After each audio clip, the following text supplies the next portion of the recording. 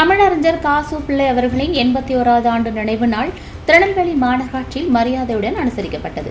இதனை முன்னிட்டு மாநகராட்சி மைய அலுவலக வளாகத்தில் அமைந்துள்ள அவரது நினைவு ஸ்தூபியில் மலர் மாலை அணிவித்து அஞ்சலி செலுத்தும் நிகழ்ச்சி நடைபெற்றது. இந்நிகழ்ச்சியில் திருநெல்வேலி மாநகராட்சி மேயர் ராமகிருஷ்ணன் கலந்து கொண்டு தமிழறிஞர் காசு பிள்ளை அவர்கள் தமிழ் இலக்கியத்திற்கும் சமூக முன்னேற்றத்திற்கும் செய்த பங்களிப்புகளை நினைவு கூர்ந்து பேசினார். அவரது பணிகள் இன்றைய தலைமுறைக்கும் வழிகாட்டியதாக உள்ளது என்றும் தமிழ் மொழி வளர்ச்சிக்காக அவர் காட்டிய அர்ப்பணிப்பு அனைவருக்கும் முன்மாதிரியாக திகழ்கிறது என்றும் குறிப்பிட்டார்.